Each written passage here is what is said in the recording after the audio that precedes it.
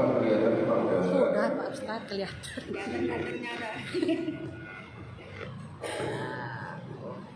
Assalamualaikum warahmatullahi wabarakatuh. Waalaikumsalam warahmatullahi wabarakatuh. Bismillahirrahmanirrahim. Wassalatu wassalamu ala Rasulillah Sayyidina wa maulana Muhammadin ibn Abdillah wa ala alihi wa sahbihi wa mu'ala wa la hawla wa la quwwata illa billah amma ba'd. Qala Allah ta'ala fil Qur'an, qala Allah qala Nabi sallallahu alaihi wasallam, idza marartu bil jannah farta'u qalu wa bariyatul jannah qala qalatul. Sadaqallahul azim wa sadaqa rasulul karim wa ala dzalika syahidi wa syakirin.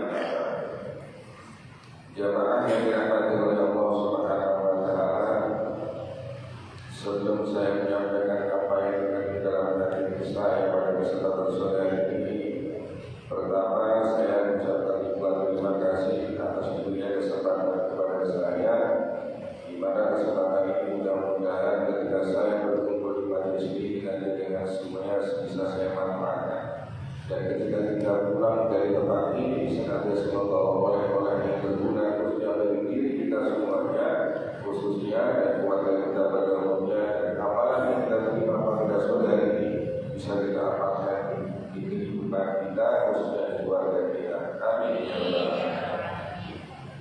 Yang kedua kalinya, tak terlupa yang saya hormati Ketua Majelis Taklim Al-Hasanah pada Ibu Haji Pak Esdin, tapi tetap saya terus panjang umur itu terjadi. Pokoknya amin.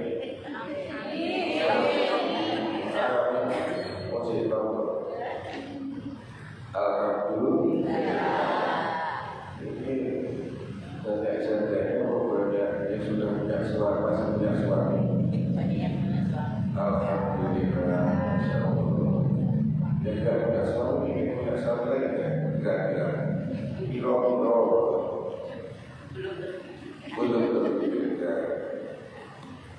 Para jamaah yang dirahmati oleh Allah, sebelum saya mulai, mari bersama-sama saya ajak kita berdoa saja. Kita doakan almarhum kita semuanya berdoa, terkhusus pula kepada pendiri Yayasan Taubat Mukarrabah, dan yang terkhusus lagi adalah pendiri atau muassis daripada Majelis Taklim Al-Hasanah. Kita berkumpul di sini tempat ini gara-gara adanya orang yang merintis adanya pengajian. Jadi kan bisa kita dengan belajar dan dengan yang lain buru-buru di sini orang sudah tempat di sini. Itu Pak di beberapa jasa yang besar. Dan di antara para ustaz dan beliau berjauh. Kita tadi sudah doakan, kita berdoa, kita sudah kita masalah. Amin. Al-Fatihah. Bismillahirrahmanirrahim. Alhamdulillahirabbil alamin. Ar-Rahmanir-Rahim. Maliki yaumiddin. Iyyaka na'budu wa iyyaka nasta'in. Shiratal mustaqim. Shiratal ladzina an'amta 'alaihim ghairil maghdubi 'alaihim waladdallin. Kenapa beliau kita doakan? Karena saya tidak pernah jadi pemimpin. Ternyata jadi pemimpin itu enggak menerima ujian, saksian. Kalau itu kita pulau itu sih rasa. Ini kalau tidak kuat bisa stres. Untuk balik dia tidak menjadinya kuat. Dan inilah yang menyebabkan doa seseorang itu dibutuhkan. Ketika kita mendoakan orang itu kembali kepada diri kita. Saya mendoakan dirinya kembali kepada saya. Karena kekuatan, ketabahan, kesabaran itu diperlukan oleh seorang pemimpin.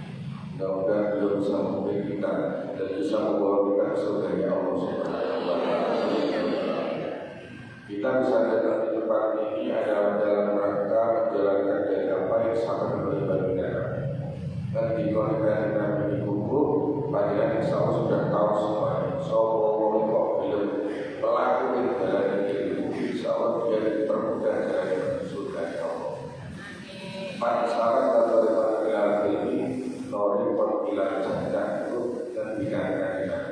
siapa orang yang berjalan ke jalannya itu dipermudah jalannya menuju surga ya Allah Subhanahu wa Ta'ala.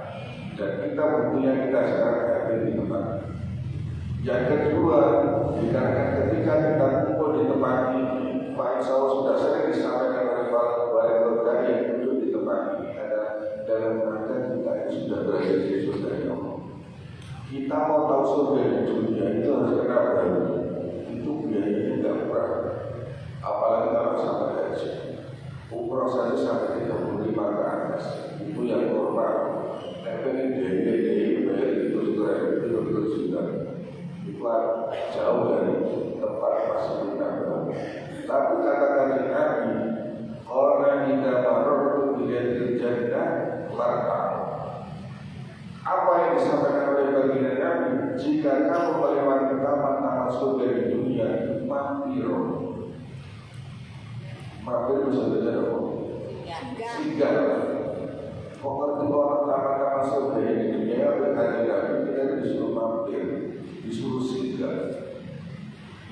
Itu sahabat tanya, Nabi, memangnya ada taman surga di dunia? Oh no.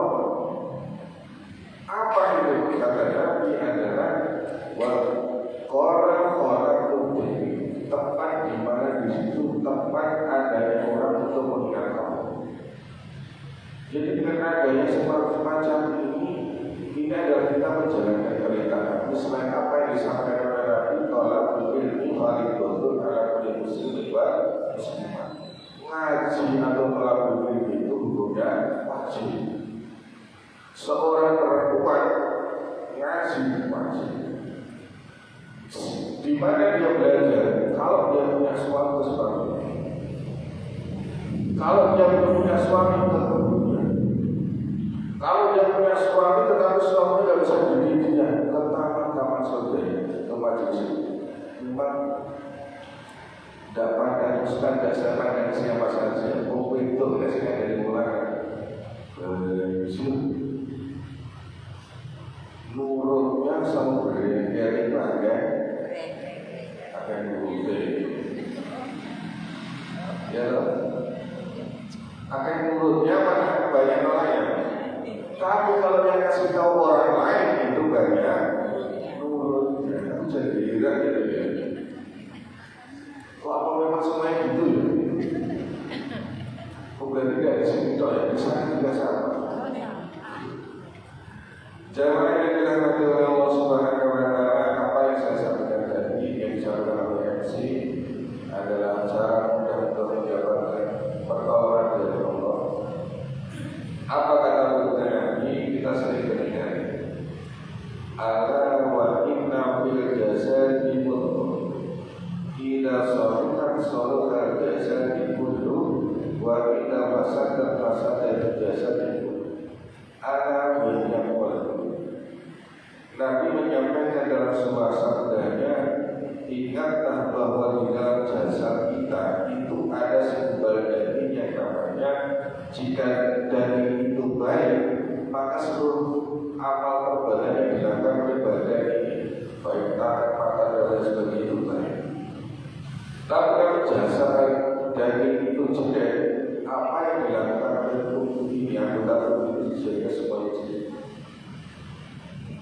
Apa yang kata Nabi? Ila wahya qalbi. Kata Nabi, ketahuilah bahwasanya daging tersebut namanya qalbi. Jagalah hati, jangan kotori. Jagalah hati, lentera hidup ini. Apa ya? Ayat salah. Monggo. Jaga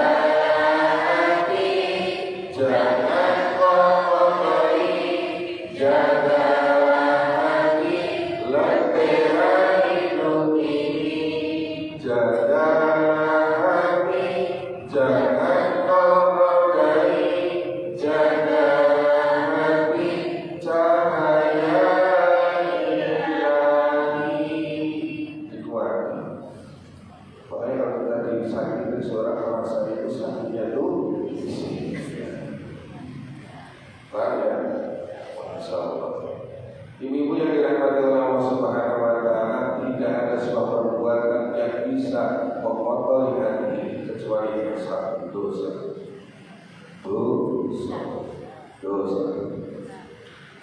dosa, karena dosa ini adalah perihal sesuatu perkara yang membawa seseorang bermaksiat akhirnya mendapatkan dosa.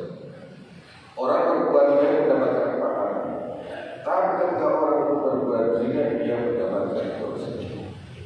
Ketika orang itu melakukan sebuah perbuatan dosa atau maksiat, hati ini akan jadi akan ternodai bagaikan lembar putih kayaknya baju. Kalau sudah bertinta hitungnya, ini sudah ada bersinar, tidak 100% putih. Makanya hati ini harus dijaga. Kalau sudah hati ini terus kotor, lama-lama terus dibuat untuk berbuat maksiat, akhirnya tambah hitam bagaikan surga. Hitam putih itu enggak jelas. Yang terakhir putih dan putih. Makanya Nabi Muhammad itu pernah memberikan nasihat kepada Sayyidina Ali, ya Ali, idza madhu 'alal mu'min arba'una sholat walam yujalisi ulama qasaqal buhu wa hasaral kabair li'anna ilma hayatul qalbi Ali. Ngendikan Kanjeng Nabi dan Sayyidina Ali, apabila ada dari orang mukmin selama 40 hari dia tidak pernah hadir di depannya orang alim atau seorang yang berilmu, ini hatinya mengkhawatirkan sakit. Kalau hati ini sudah sakit, dia akan terbiasa melakukan dosa. Dosa yang akan dilakukan pertama kali adalah dosa kecil, dan ketika dosa kecil itu lama-lama berbuat sama dia, dosanya akan jadi besar. Apa dosa besar yang dilakukan sama orang tersebut? Kalau dia sudah sakit, dia berani meninggalkan perintahnya Allah Subhanahu wa Ta'ala. Apa? Sholat seharas-haras, ngaji malas, baca Quran malas, sholawat malas, isinya kepilih kamu tak ingin marah. Lihatlah ilmu hayatul qalbi. Sama Nabi Muhammad disampaikan kepada Sayyidina, hati itu bisa terang kalau kamu selama 40 hari itu sedang mau berkumpul dengan orang lain dengan pengajian tadi. Jadi jangan sampai 40 hari lamanya berbilas pada ngaji. Karena kalau sudah 40 hari dia sama sekali tidak pernah ngaji atau belajar ilmu agama itu, kalau dia sakit. Gak ada yang menasihati kita, gak ada yang memberitahukan kepada kita tentang tinggal kembali. Dan yang bisa menghidupkan hati ini hanya satu, yaitu ilmu. Dan ilmu itu bisa kita capai, kita dapatkan adalah paling pantau adalah ketika kita mendengarkan ceramah seseorang alim. Ilmu bisa lihat di Google, di YouTube mendengarkan dan melihat, atau mendengarkan di MP3. Dengan ilmu belajar sendiri, dengan mendengarkan ini yang sering masuk ilmu itu adalah ketika disampaikan. Karena khotib menyatakan, ini banyak mengatakan bahwa saya belajar, mendengarkan dengan membaca, itu banyak yang suka hanya mendengar. Allahumma shalli ala sayyidina Muhammad. Ketika hati ini sudah lalai, sudah lupa, banyak dosa, inilah yang membahayakan seseorang itu ketika hati sudah mulai bisa menerima apapun dari Allah, bukan seolah-olah tidak terima, dan dia lari dari Allah. Kalau orang sudah lari dari Allah, dia tidak mau lagi mendekat sama Allah, dan mau ketika dia punya susah, mempunyai kelalaian, itu tidak mau lagi mendekat sama Allah. Dan orang yang seperti ini mau minta tolong sama Allah, dia sudah tidak mau mendekat sholat dan doa. Apalagi contoh sekarang di dalam dunia kehidupan kita sendiri lah, kita punya hutang atau punya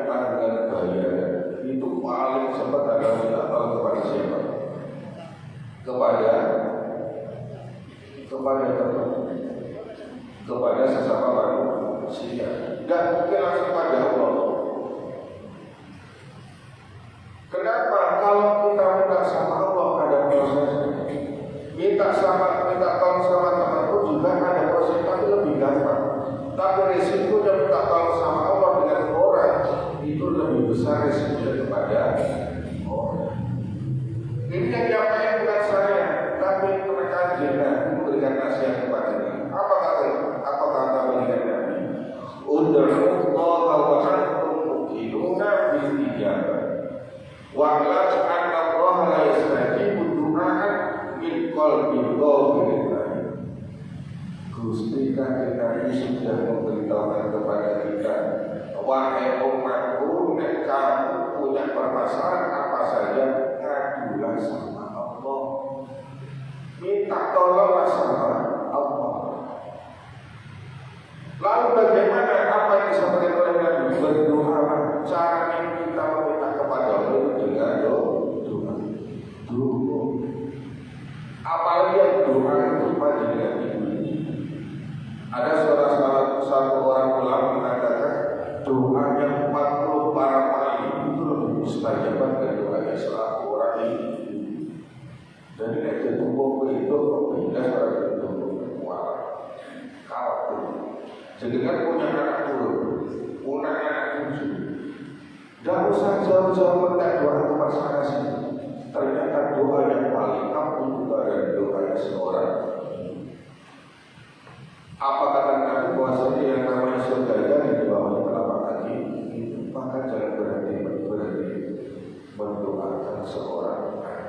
Dan doa yang paling mustajab adalah doa yang tidak semua. Kalau nggak percaya belum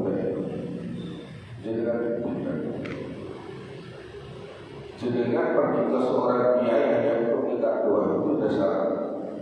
Jangan harus bawa minum kopi dan coba itu biasanya supaya nenek ini apa paling sejarah saya.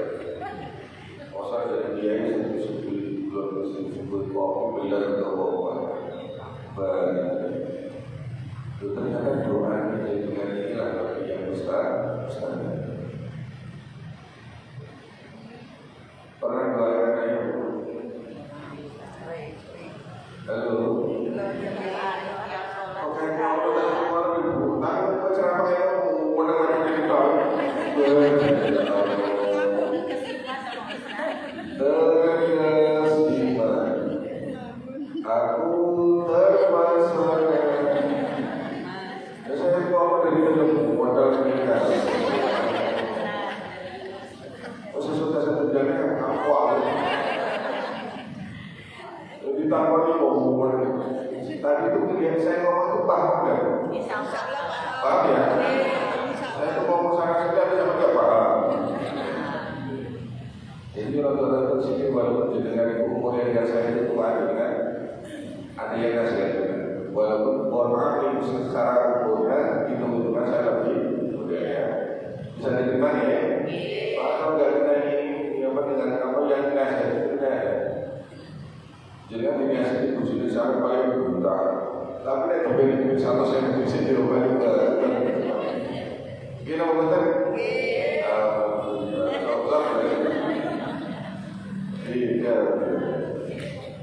Yang berani bicara gini itu soal cuma saya. Soal kita tiap hari kumpul.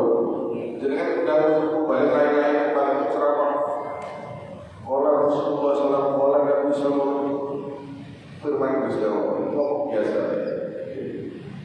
Nanti kalau ada pertanyaan dengan tanya, bukannya datang dan kami pertanyaan secara saya punya masalah ini dengan jadi kita itu kalau kita pertolongan dia hanyalah kepada Allah Subhanahu. Gimana kalau sekarang kita perjalanan di dunia jalan.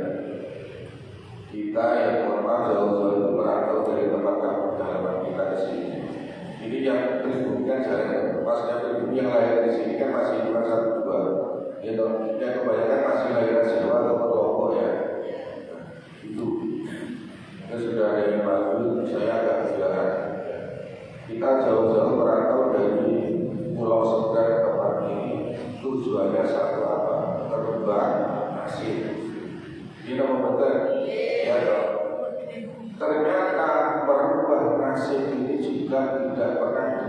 tidak lepas dari hukum sosial. Dan di sini dari sana sama. Contohnya hukum sosial. Pak, Bu, jenengan kalian dulu sama bapak berangkat dari rumah. Itu berangkat ke sini. Ada yang bawa mobil kan? Perantau bawa. Itu kalau jenengan pulang kampung, tidak bawa apa-apa. Semua, walaupun kita tidak merasa. Ada kayak kira-kira nyapa kita, jangan ada hujan. Tapi kok jenengan ibu-ibu bapaknya ke sini, ya bawa pulang kok bawa dapat. Padahal itu di rumah itu yang nyapa itu sampai kadang-kadang itu orang itu udah ada yang bilang itu hukum sosial. Terus kadang diundang memang orang itu, ya. Dan itu di sini juga demikian. Sampai kadang-kadang orang yang seperti ini guyon saja itu jadi hukum. Padahal yang bawa sama kalau kan orang tidak ada berjelas. Ini hukum sosial. Ini hukum yang dunia memang seperti itu. Sekarang dalam hukum agama kita tidak jauh. Maksudnya tidak jauh dari berbeda. Artinya apa? Ketika kita sekarang hidup di alam dunia, untuk menggapai dunia itu ada jalan di mana ketika kita mati itu sebagai orang yang beriman itu akan pergi ke sebuah tempat namanya alam barzakh. Setelah alam barzakh namanya alam akhirat ini sudah betul-betul bekal itu hanya bisa didapat dari dunia. Dan ketika kita membawa bekal akhirat, maka insya Allah akhirat dan dunia ini akan ke bawah dari akhirat. Kita sudah hidup berpasangan, suami sudah kerja, ini sang istri hanya berdoa. Karena berdoa itu suatu istri. Ini apa yang saya lihat.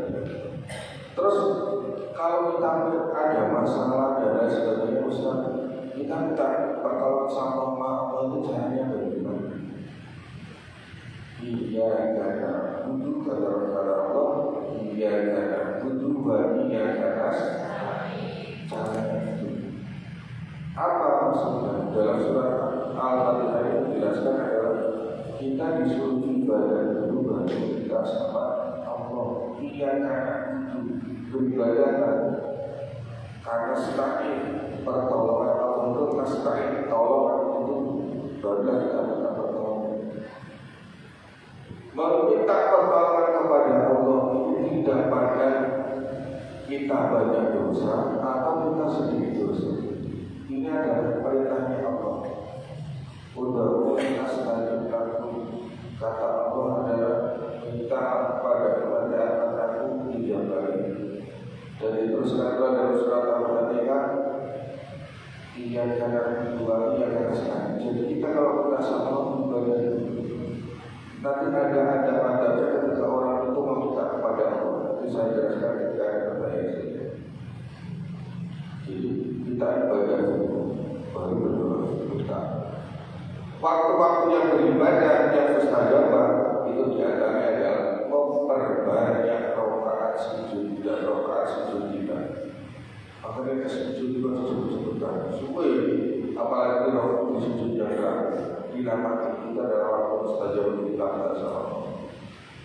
Kita bersujud di bumi tapi langit mendengarkan apa yang kita lakukan. Tapi karena meminta pada waktu sujud itu adalah bukannya bacaan daripada sholat, mintanya dalam hati.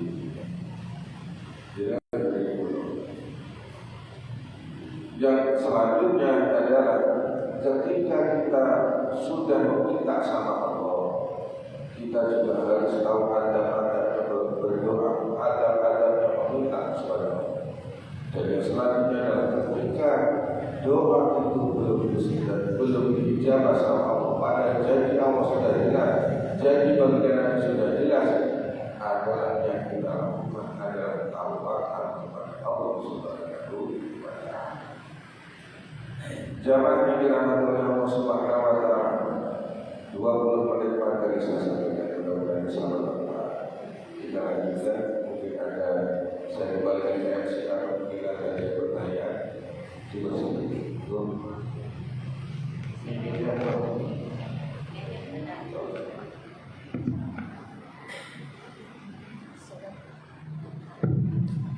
Assalamualaikum warahmatullahi wabarakatuh.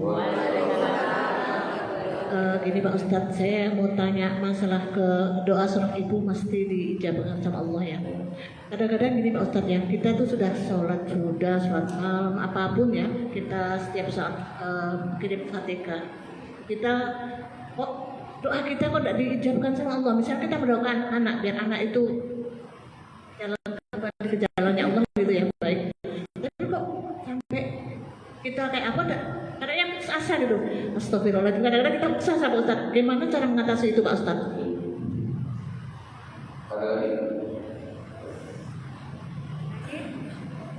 Ya ibu-ibu yang lain, ada lagi pertanyaan? Ibu-ibu yang mau nanya silakan.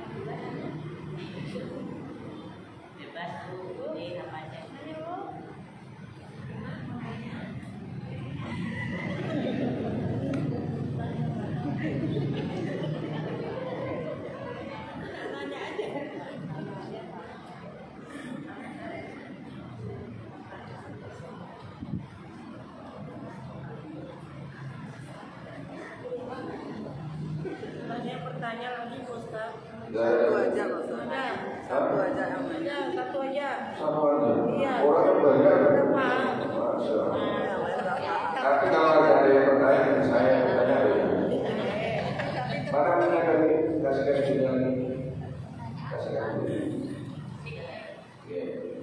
Saya mau tanya dulu. Namanya siapa? Saya Ibu Ani. Ibu Ani. ikut majelis taklim itu sudah lama Bu? Ikut majelis taklim sudah lama Bu? Sudah lama sekali Pak Ustaz, Sudah. dari mulai zaman syukur almarhumah. Sudah berapa tahun? Banyak tahun ya. Nah, dari sekian lamanya tahun Ibu ini mengikuti pengajian, sekarang saya tanya dulu, kesannya apa Bu selama ikut pengajian Al-Hasanah? Ya alhamdulillah kita semakin semakin bisa nambah ilmu kita bisa lebih mendekatkan diri yang dulunya kita hidupnya masih belum teratur. Alhamdulillah dengan kita pengajian kita mendapat ilmu, kita bisa mendekatkan Allah, ibadah kita bisa kita tingkatkan gitu ya Islam. Alhamdulillah, subhanallah. Kita kasih plus terbaik. Masya Allah. Ustaz, itu wakil saya itu. Bismillahirrahmanirrahim. Terima kasih. Jadi ada beberapa kiat ketika kita itu doa kita belum terjawab. Jawabannya sama dengan saya Bu. Kita nggak butuh janji, tapi butuh bukti, ya kan? Janji tak buktinya kalau mungkin kayak gitulah. Gini Bu ya, memang kesabaran itu saya pengen juga ya. Memang kesabaran itu diperlukan. Jadi ketika orang itu mempunyai masalah, kita itu kadang bingung ngadu sama siapa. Ngadu sama teman waktu susah. Terus aku tanya dari mobil curhat. Mau berangkat ke rumahnya, mobil juga susah, mobil susah. Ketemu Nabi, ketemu Jemaah. Jemaah yang dirahmati oleh Allah Subhanahu Wa Taala. Ketika kita mempunyai sesuatu, kata Allah kita diberikan, itu yang perintah Allah. Kita sebagai orang yang beriman itu mengenal rukun iman yang jumlahnya ada berapa? Rukun iman ada berapa? Rukun iman ada. Yang pertama iman kepada Allah. Yang kedua iman kepada iman kepada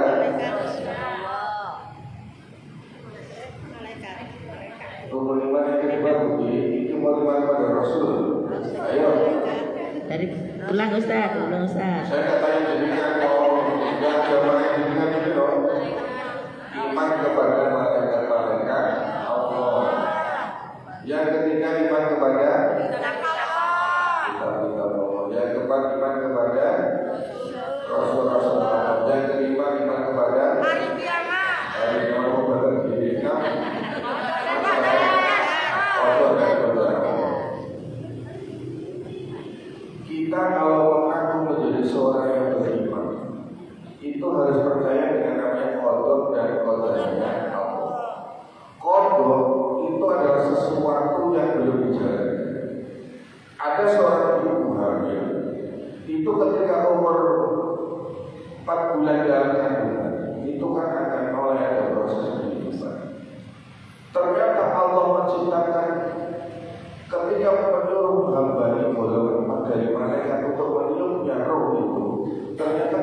depan apa yang akan kita lakukan di bumi ini 50 tahun sebelum kita mau diciptakan sama Allah, itu ternyata sangat sudah ada.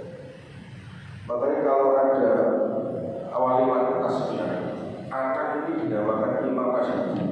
Ternyata sebelum orang tua saya beri saya nama Imam Masyhudi, nama saya itu sudah tercatat di 50.000 tahun sebelum saya itu terlahir dari ini. Artinya apa dari sini? Jadi kodok sesuatu yang belum dijalankan ini istilahnya mamaten.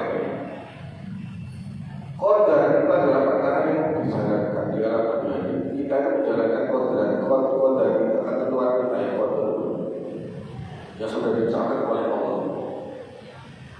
Yang belum terjadi dengan contoh di alam dunia ini nanti kalau keluar dari sini itu mungkin di buku sudah ada rencana. Nanti saya mau ketika mau pulang itu saya mau kesini ini namanya kodar. Kalau dengan benar kesana itu namanya takdir. Kodar itu ada dua macam. Yang pertama namanya takdir mubrom, yang kedua namanya takdir alam. Takdir mubrom tidak bisa digabungkan. Contoh kematian, tidak bisa. Karena saya dengan ibu anaknya siapa tidak bisa. Saya minta jadi anaknya yang si A tidak bisa. Terlebih ibunya itu jodoh. Jenengan sementara sambulkan, saya tanya jadi sisinya sambulkannya nggak bisa. Jodoh ternyata kalau dijaga dan besar-besar itu memang berhubungan. Jadi jodoh itu nggak bisa digabung. Jodoh, kematian. Selanjutnya takdir alam, inilah ada kesempatan. Apa takdir alam? Contohnya adalah rezeki. Ini pun alam. Ini bisa dirubah. Dengan apa perantaranya? Ikhtiar dan doa dan ikhtiar. Ya, rezeki takdir yang bisa dirubah. Contoh saya sendiri punya rezeki 100. Saya menikah, istri saya punya rezeki 100, digabungkan jadi 1 jadi 200. Nanti punya anak juga punya rezeki masing-masing. Tapi karena anak belum kerja lewat dia saya, lewat istri saya, lewat saya. Dan itu bisa diperkecil atau diperbesar itu dengan perantara doa.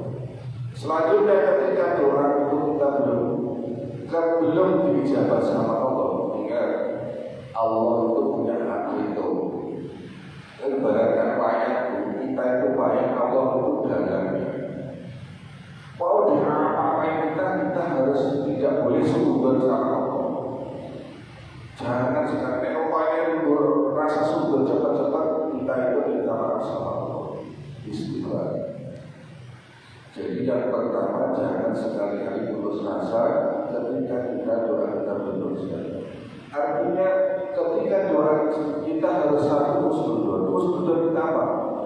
Ketika doanya seorang hamba itu belum terkabul, inilah cara Allah menyayangi kita. Cara Allah menyayangi kita. Kalau seandainya doa itu langsung dijawab bubar, kok bisa? Iya. Contohnya, ya Allah saya minta mobil, tiba-tiba ada mobil. Saya sempat tidak doa lagi. Besok sudah ada doa lagi. Apa para doanya sudah dijawab? Tapi ketika mobil itu yang dengan kita belum dikasih, dia berarti pasti akan berdoa. Ketika kita berdoa, artinya ketika kita berdoa, mendekatnya kita kepada Allah lewat ini.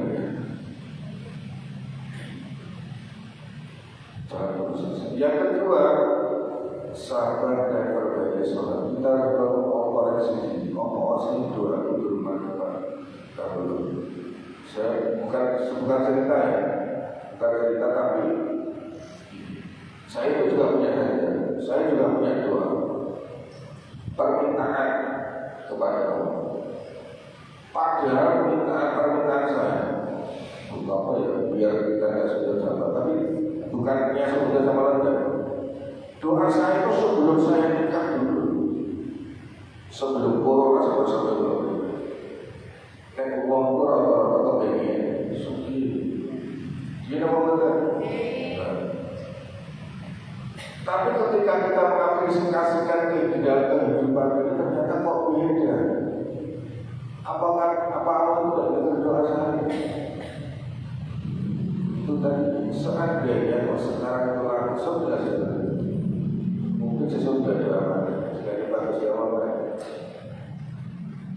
Dan janganlah sampai kita itu berhenti dari apa yang kita panjatkan kepada Allah. Terus. Semakin kita banyak sujud kepada Allah, semakin dekat kita kepada Allah. Sekuat apakah kesabaran ini? Sekuat apakah kesabaran ini?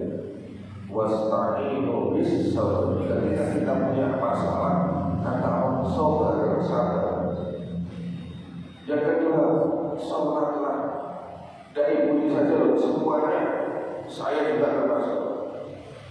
Kita masih berusaha, masih tersurat itu sama dari sabar yang ini. Sholat kita koreksi. Sholat kita itu 5 waktu sudah dijalankan. Yang kedua, ditambahkan dengan rawatibnya. Dari sumber bunyi surat tahajudnya, pagi duhanya. Terus tahajud gak pernah, duha gak pernah, rawatib gak pernah, wajib umum-umumkan, jalur sajud. Ini kan kebalik antara permintaan. Sebenarnya permintaan kita dengan Allah itu harus dibandingkan dengan mendekatnya kita sama Allah. Kalau sudah ada, apakah kita langsung ke sujud kita? Sedangkan permintaan kita harus dicepatkan sama Allah. Kita harus berkoreksi. Mau gak harus berkoreksi? Jadi kata Allah sholat. Yang kedua, banyak-banyak baca Quran. Qurannya punya Quran jangan sampai dibuat ajaran saja, dibuka untuk dibaca. Kalau enggak kita, suami kita, kalau saya istri kita, syukur alhamdulillah saya punya istri bisa baca Quran istri. Bukan saya yang boleh istri. Kalau enggak jadikan dia suaminya. Kalau enggak istrinya dia minimal anaknya.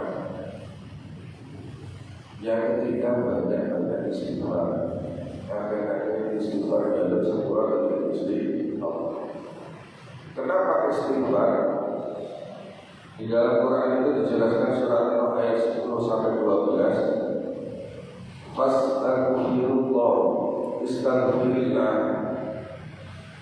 Ada dulu seorang ulama namanya Hasan Al-Basri. Pernah ada cerita Hasan Al-Basri. Hasan Al-Basri itu ulama golongan tabi'in. Dari tabi'in ini adalah orang yang pernah ketemu para sahabatnya Rasul tapi tidak pernah ketemu Rasul. Ini tabi'in. Suatu ketika Hasan Al-Basri itu didatangi 3 orang. Orang yang 3 orang ternyata punya masalah masing-masing. Yang pertama datang kepada Hasan Al-Basri. Bahasa kita saya terjemahkan ini. Assalamualaikum Kiai, waalaikumsalam. Kamu ada apa dengan kesini? Saya yang pertama diantar silaturahmi, yang kedua saya mau curhat. Apa masalahnya? Saya punya masalah, Pak Kiai. Saya ini seorang petani. Saya ini ketika nanam padi itu nggak pernah subur sampai panen itu tidak pernah. Ketika dia diadu seperti itu, jawabnya Hasan Al-Basri apa? Istighfar. Banyak istighfar kemudian ulang. Yang kedua, ada tamu lagi datang kepada dia yang punya masalah. Saya ini punya masalah. Dia apa masalah? Saya ini sudah bekerja, tapi hasil kerja saya itu tidak bisa untuk bagi keluarga saya. Apa yang harus saya lakukan? Banyak istighfar, ulang. Yang ketiga, ini ternyata orang yang suami istrinya sudah lama dia hidup berumah tangga, belum dikasih dunia. Saya ini sudah hidup lama sama istri saya, tapi sampai sekarang saya belum dikasih dunia sama Allah. Apa yang saya perbuat harus berbuat? Kamu banyak istighfar. 3 soal 1 jawaban. Hasan Al-Basri. 3 soal 1 jawaban. Semuanya hanya diminta untuk istighfar. Jalur sempurna dari Islam. Dan itu ditanya sama salah seorang temannya. Temannya Hasan Al-Basri. Kamu tadi banyak orang tanya kepada 3 orang yang saya tahu datang ke sini adalah untuk minta tolong kepadamu. Tapi jawabmu kok mudah sekali. Kamu suruh mereka semua untuk istighfar kepada Allah. maksud apa? Duh, ternyata Hasan Al-Basri ngomong kayak gitu gak kaget diri, gak semuanya diri. Itu bisa lihat di Al-Quran atau yang bisa diterjemah surat Toh ayat 10 sampai 12 tadi dibaca. Apa kata Allah? Jadi seperti itu Gusti Allah. Tuhan yang dirinya, Tuhan yang saya sembah, Tuhan yang hidup sembah. Wa qul tastaghfiru rabbakum innahu kana ghaffaran yursilis samaa'a 'alaikum midrara wa yumdidukum bi amwalin wa banina wa yaj'al lakum jannatin wa yaj'al lakum anhara.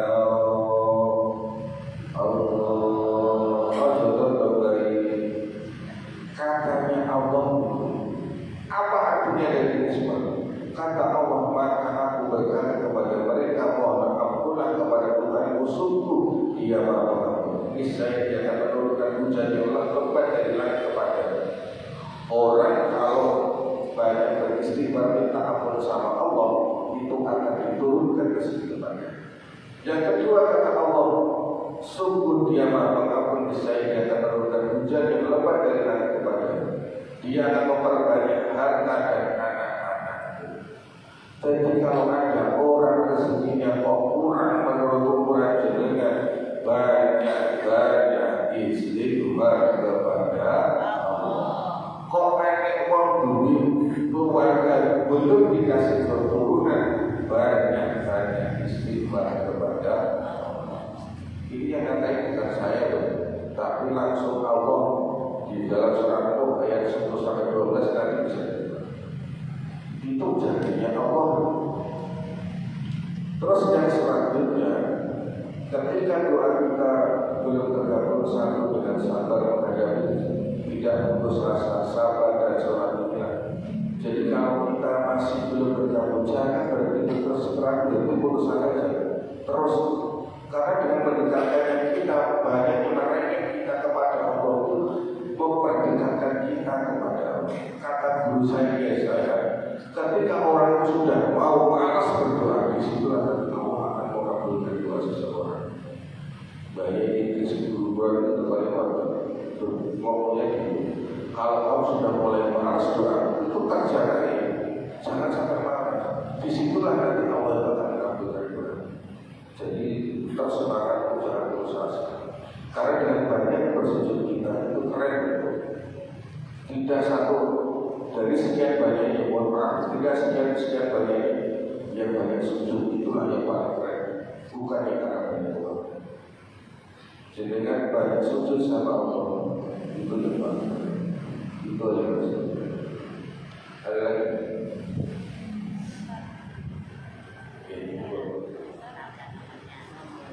Assalamualaikum warahmatullahi wabarakatuh. Saya Ibu Kartini Ustaz. Nanya, apa yang kita lakukan sebagai orang tua, anak-anak ikut seperti kita ya Ustaz? Kayak saya, alhamdulillah Ustaz, saya kan sholat, habis maghrib itu langsung ngaji. Alhamdulillah saya sholat dulu, ayahnya kan ke masjid. Alhamdulillah saya sholat, anak-anak ikut sholat, habis itu alhamdulillah semua ikut ngaji ya Ustaz. Alhamdulillah kedua putri saya sudah Al-Quran. Alhamdulillah Ustaz.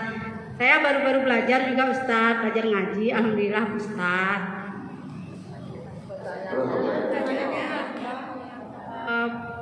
Anak-anak itu yang baik. Ya. Namanya Ibu Kartini ya. Sudah berapa lama pengajaran masalah 17 tahun dari habis nikah. Dari 17 tahun dengan majelis taklim apa yang didapat? Ya. Yang didapat apa? Selama mengikuti pengajian. Ya dulu saya nggak berhijab kan gitu. Dari dengar tausiah, akhirnya hati saya itu kan terketuk. Akhirnya saya belajar pelan-pelan. Terus saya begini, ya Allah kapan saya bisa ngaji? Terus anak saya begini, mama nuntut saya untuk ngaji, sedangkan mama gak bisa ngaji. Mama bagaimana caranya biar mama belajar ngaji. Terus suaminya mau ngajarin, tapi suaminya bilang gini, disuruh cari guru saya, tuh fokus belajar. Kalau sama suami kan gimana gitu loh Ustaz. Akhirnya saya berdoa sama Allah biar saya bisa ngaji Al-Quran. Akhirnya alhamdulillah saya dapat guru namanya Pak Haji Torikot. Di sini saya belajar ngaji berapa 2 tahun. Akhirnya alhamdulillah saya bisa Al-Quran. Tapi sih alhamdulillah banyak yang ada salah-salahnya juga Ustaz. Jadi ketika ikut majelis ini adalah banyak sekali manfaat. Banyak sekali bermanfaat bagi saya. Saya kadang bawa buku juga Ustaz, catat biar saya kan bisa gimana di rumah langsung bertanya sama suami juga kan biar saya tuh dituntun sama suami juga biar nggak salah jalan Ustaz.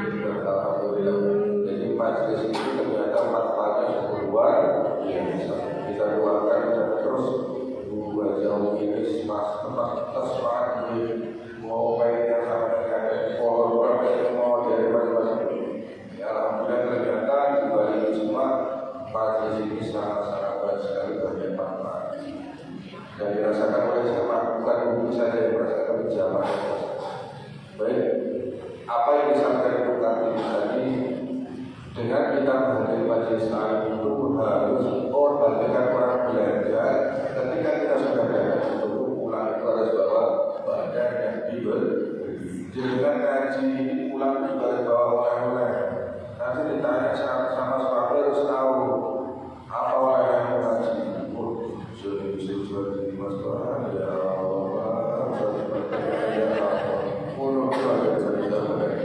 gitu ya harus dijelaskan saya karena ilmu itu langsung dan yang selanjutnya tentang ngaji Quran kita memang harus belajar karena orang belajar Quran itu tidak dari sampai guru saya nyampaikan kok orang tua punya anak kalau ada orang suruh suami istri itu punya anak dan anaknya sampai dia balik dan bisa baca Quran itu yang bisa orang tua. Jadi kan punya anak dan bisa baca Quran dan sholat untuk nanti yang tanggung jawab bukan anak tapi orang tua. Kok jenengan walaupun rajin ibadah, rajin tahajud, rajin amal sedekah satu rutin, dan anak sampai tidak pernah sholat, tidak pernah ngaji, tidak baca Quran, itu yang nanti di akhirat yang dituntut adalah orang tua. Ada nanti di akhirat itu orang yang sudah dinyatakan dia sudah dapat kekal bisa masuk surga, tetapi ketika dia melangkahkan kakinya ada di bawah, ya malaikat, jangan kau masukkan si ibu ini ke dalam surga. Akhirnya di-stop sama malaikat karena ada dari bawah. Stop, kamu jangan masuk ke surga dulu. Kenapa? Itu ada dari bawah siapa dia? Akhirnya dipanggilkan dia. Kenapa kamu teriak-teriak ini orang sudah mau masuk surga kamu cegah? Apa kata orang? Bagaimana saya tidak mencegah orang ini? Nanti di surga di akhirat itu tidak ada orang tua atau surga. Mohon maaf, orang-orang tua itu tidak ada yang masuk surga. Oke, semuanya itu nanti umurnya sama. Jadi kan dengan sampai itu nanti umurnya sama. Ibarat remaja umur itu sudah tahun sama. Gak ada umur saya sudah umur udah ada. Jadi kan saya itu sekolah jalan jalan sebalik lagi mana. Umurnya pada sama seperti umur itu sudah sama pada situ. Ini orang diprotes. Kenapa kamu protes? Karena saya dulu waktu di dalam dunia. Saya adalah anaknya. Saya tidak pernah diajari sholat. Ayah saya rajin jamaah di masjid. Ibu saya rajin pengajian dan ibu saya rajin mengaji. Tapi ketika saya tidak bisa ngaji, ayah dan ibu saya tidak pernah protes. Ini kami ternyata bisa mencegah pengadilan di akhirat orang tidak bisa masuk surga. Akhirnya bisa lolos. Dia ketika masuk surga nunggu jawaban dia. Jadi ketika ada anak ikut sholat, umur masih bayi belum ikut sholat ada tidak masalah karena belum ada tuntutan. Tapi kalau sudah umur 10 tahun dia ada sholat, orang tua harus mau mengumpul dalam bahasa ini mengumpul berdiri. Kalau jauh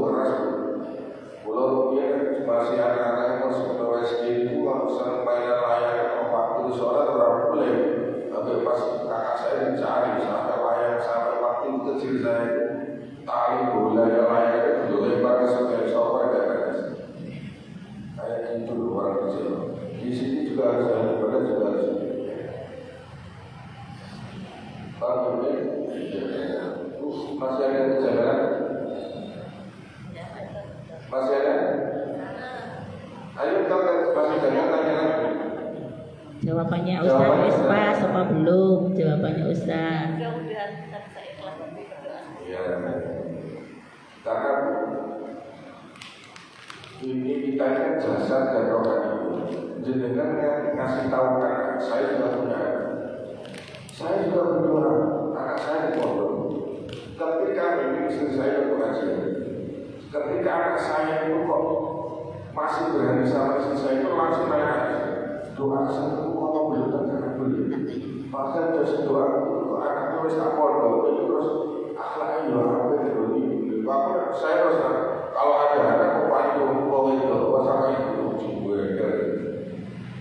Dan itu apa? Hari ini itu bisa dipakai naiknya guru saya menyampaikan anak itu dari Fatihah bahasa kalau ibu mau harus pakai itu Al-Fatihah 41 kali, tapi jangan jadi dong yang dari sampai nanti terkabul doanya. Jadi kalau jenengan kasih tahu itu memang lahirnya, bagiannya dia itu loh didoain apa dengan baca surat Al-Fatihah di surat dia Fatihah. Kalau guru saya sampai setiap malam harus pakai kaki tempat 41 kali. Insya Allah dengan hal itu ya ini ada. Karena semua itu kalau unikas menggerakkan isi Allah. Kalau bisa nggak bisa, jadi kan nggak bisa. Yang menggerakkan adalah semuanya Allah. Oke, Insya Allah mudah-mudahan bisa dijalankan. Ada lagi? Baik, mudah-mudahan semuanya bermanfaat. Sebelum saya pulang, saya akan kasih hadiah. Hadiahnya cukup.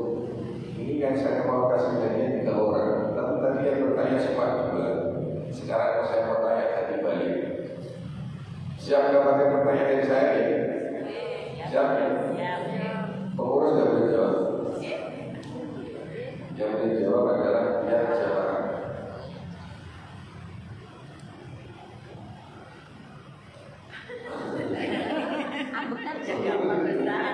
Kembali pertanyaannya, apa kesan dan pesan untuk majelis taklim Al-Hasan? Satu orang jadi jamaah. Boleh pengurus, ayo jamaah, nggak boleh pengurus. Jamaah yang jawab. Istrinya Pak Ustaz. Tadi sudah dikasih contoh tadi sama ibunya. Mbak Muni, ayo Mbak Muni. Ayo.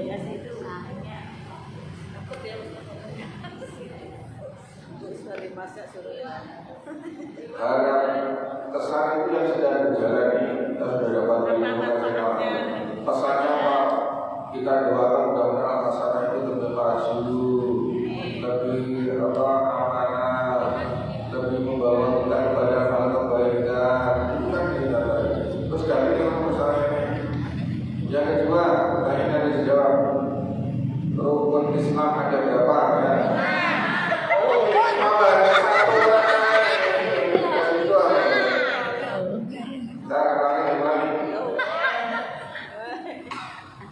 Kita punya Tuhan namanya adalah Allah Subhanahu wa Ta'ala. Siapa yang pernah ketemu sama Allah? Ada.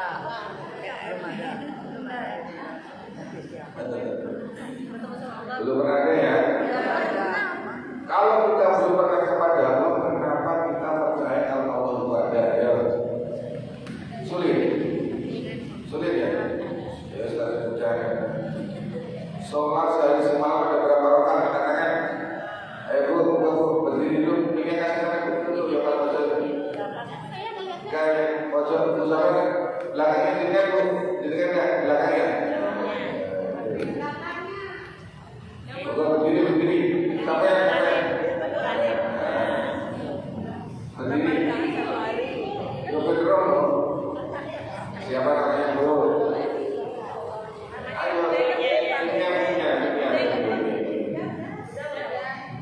Assalamualaikum warahmatullahi wabarakatuh. Waalaikumsalam. Namanya siapa?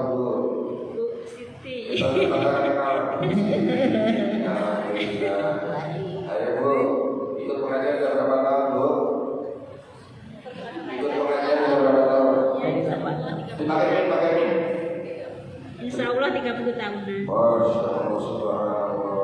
Terpetaka berbeda. Nah sekarang saya kasih pertanyaan. Dari sekian puluh tahun itu pengajian, saya mau pertanyaan satu. Dalam sehari semalam itu kita sholat berapa rakaat? 17 rakaat. 17 rakaat. Benar apa salah? Betul. Terima kasih guru. Tadi Bu yang pertama namanya siapa guru?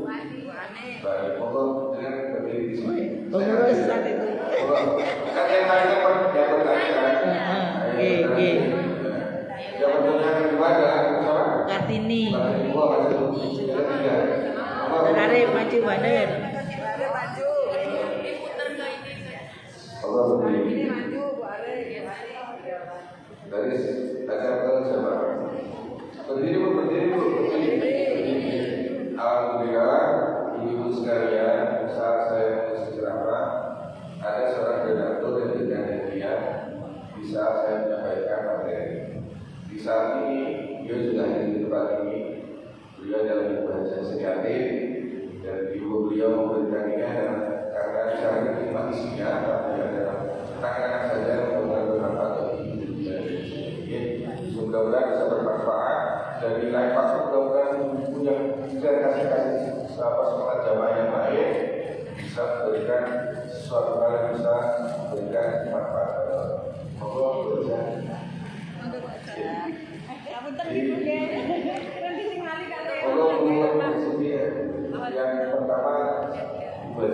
Yang pertama kedua.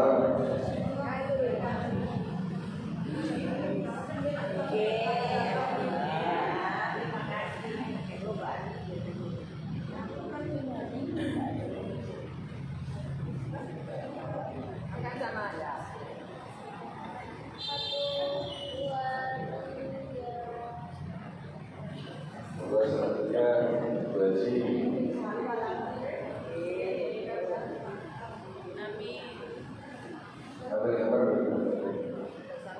Ada kamera.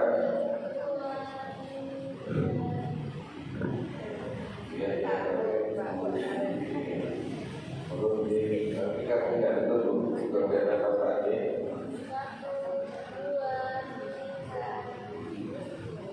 Ini sama-sama.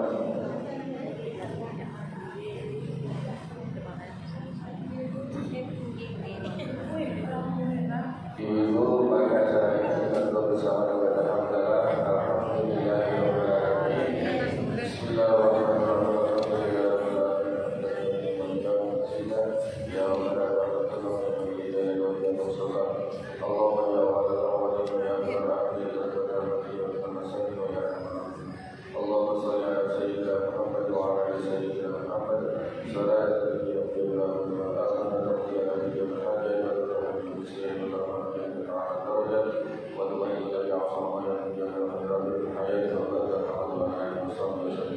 Allahumma ya Allah, ampuni dosa kami semua ya Allah. Kami semua yang bukan orang suci, kami dimana kami mohon ampunan saja kepada Engkau ya Allah. Ampuni dosa kami semua ya Allah. Ampuni dosa-dosa anak istri kami semua ya Allah. Ampuni dosa-dosa suami ibu keluarga semuanya. Berikan kepada kita semua sendiri dan Allah. Ya Allah, kami mohon kepada Tuhan segala rezeki yang halal yang banyak barokah dan maslahat di bagi dewa ta'ala. Permudah urusan dunia keluarga kami semua ya Allah. Memudahkan urusan keduniaan ibu-ibu dan keluarganya semuanya ya Allah. Allahumma ya Allah, kami semua yang punya anak dan kata kita semuanya dan anak-anak saleh yang saleh dan saleh. Ya Allah, kami bermohon